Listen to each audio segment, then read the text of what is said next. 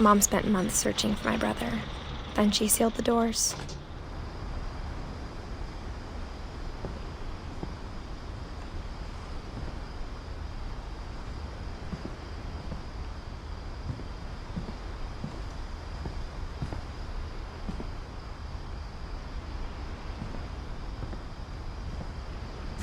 Whatever Milton had found in the house, Mom didn't want it getting out.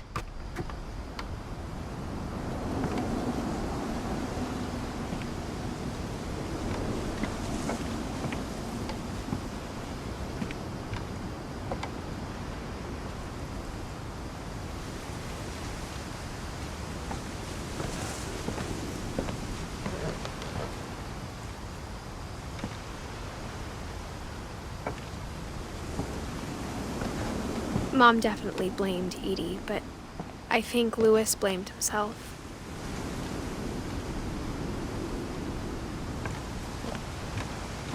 After he graduated, he just spent more and more time in his room, until Mom got him a job at the cannery.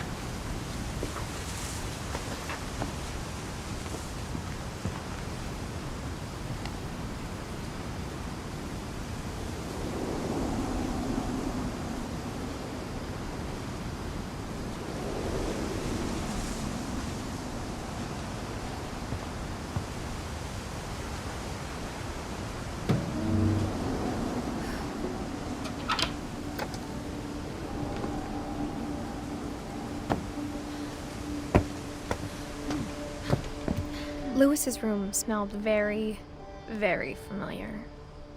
That part of him lived on.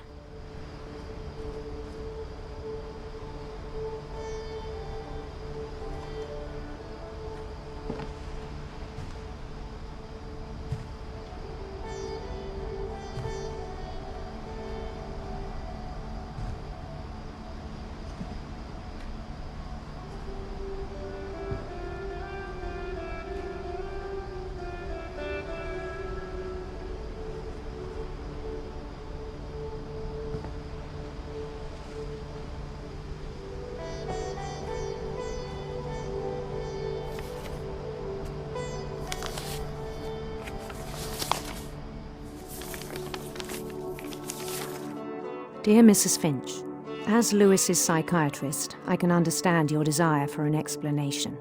As I see it, the trouble began in January, shortly after we convinced your son to seek treatment for substance abuse. Newly sober, I believe Louis first noticed the monotony of his daily life.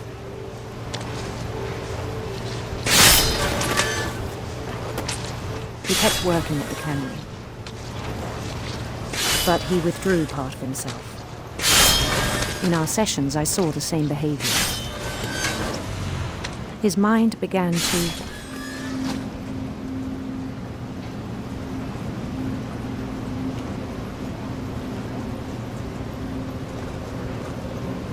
wander.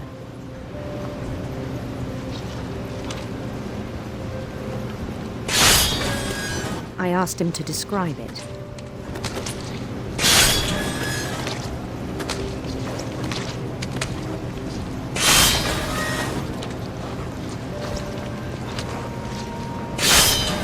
He said he started small,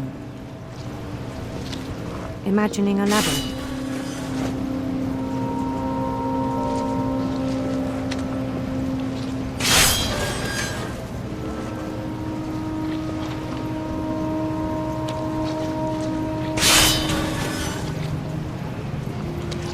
He'd feel his way about.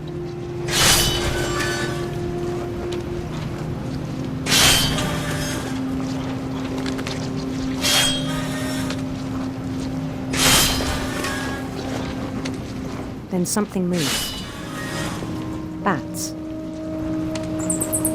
And toads.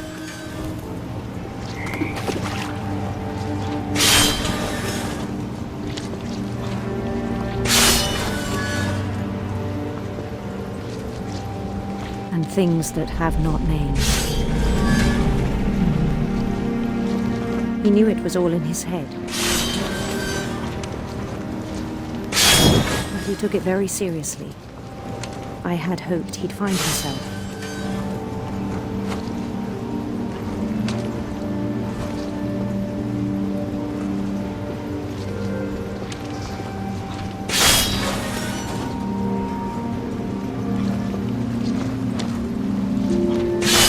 But he found something more.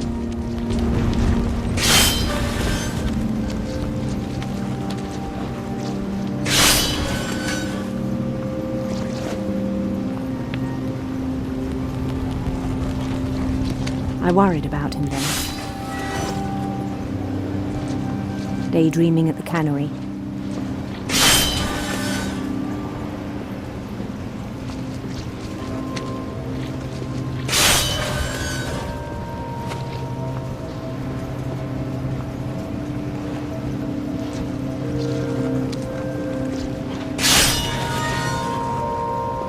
I spoke with his boss.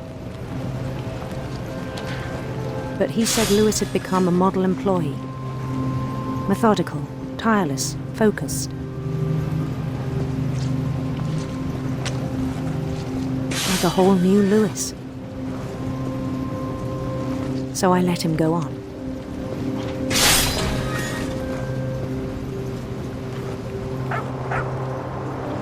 I even encouraged him.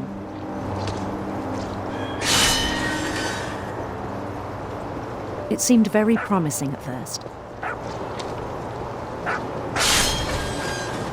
He told me he'd made a new friend.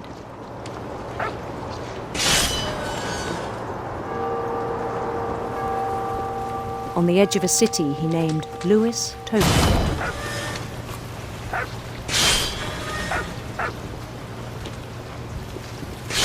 He built the city up slowly, brick by brick.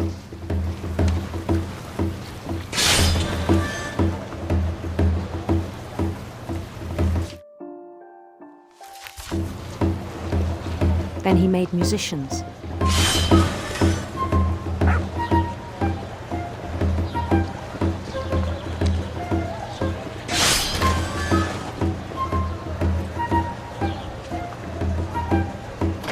And songs for them to play.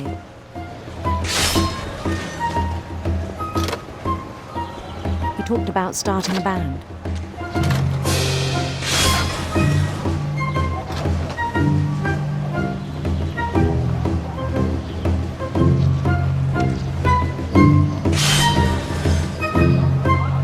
And he was always humming something. Every day his imagination grew stronger.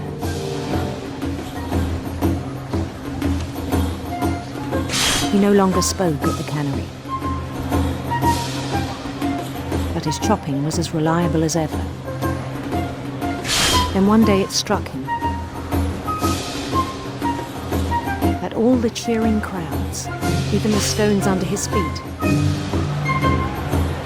were all in his imagination, so he could do whatever he wished.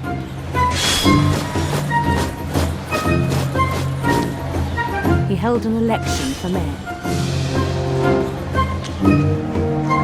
And he won.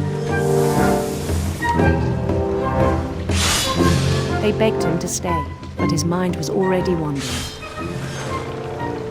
It became a game for him.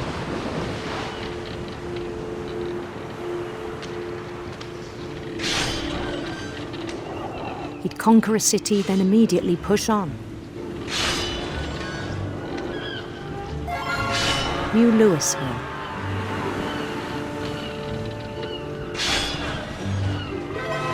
St. Louis.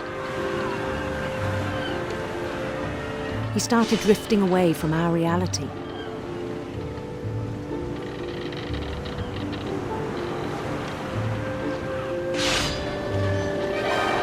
Minneapolis. until one day he forgot to go home from the cannery. Even as his mother pleaded with him, part of Lewis kept sailing on.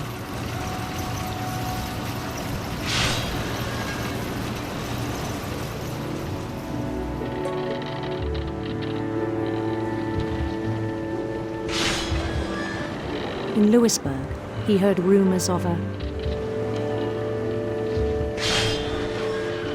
handsome queen.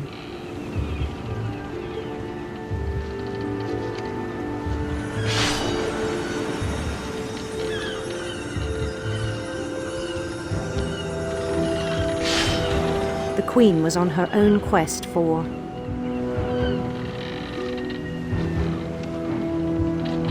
sinister serpents.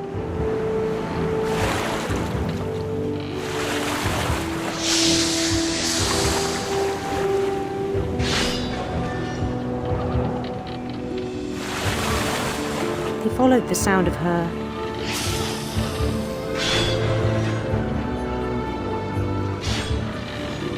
silver harp.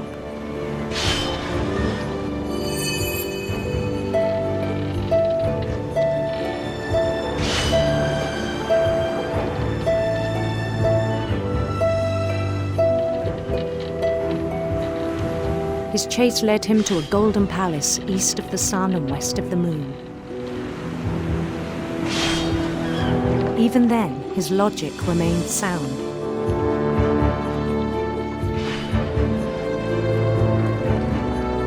He knew the world was all in his imagination.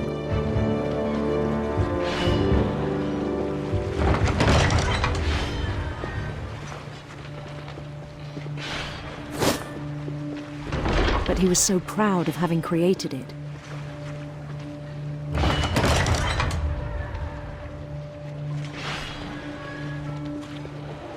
In his own eyes, he'd become something greater than a king.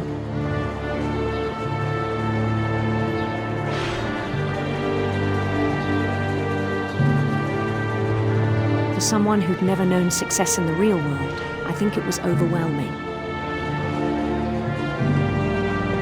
And then it struck him that the real Lewis was not the one chopping salmon, but the one climbing the steps of a golden palace.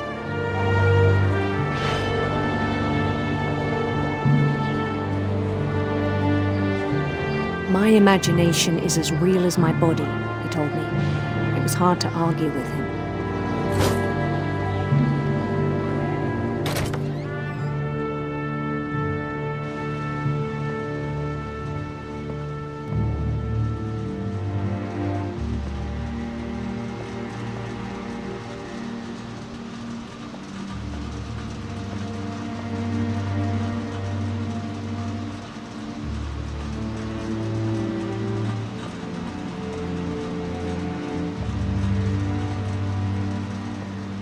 Began to forget the world we know.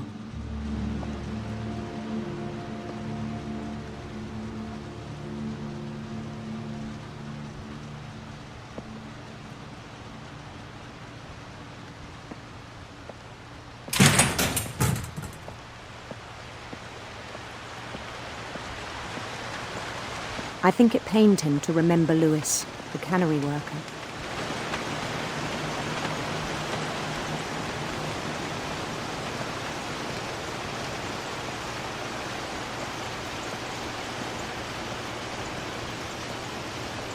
He began to despise the man with a royal contempt.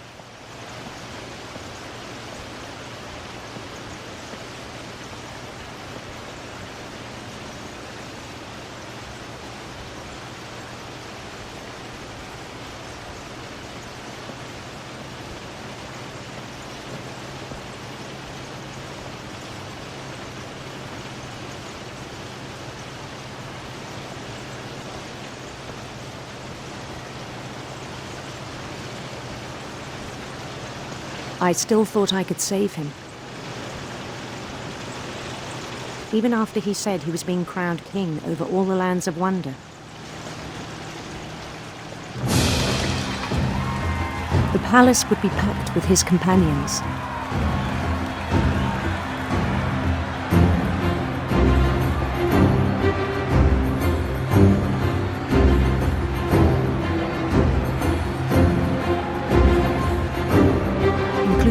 wise calico who'd insisted on advising me.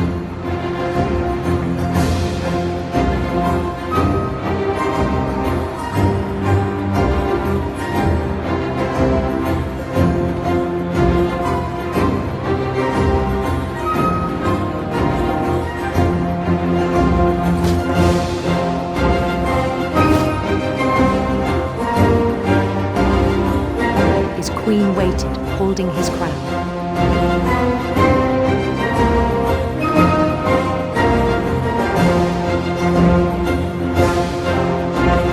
There was only one thing left to do.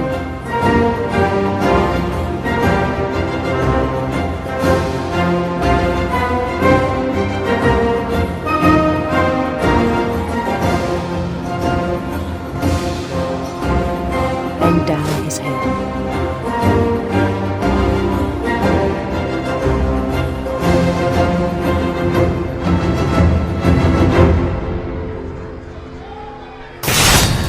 The rest I think you know. Mrs. Finch, your son was a kind man who will be missed by all of us who knew him.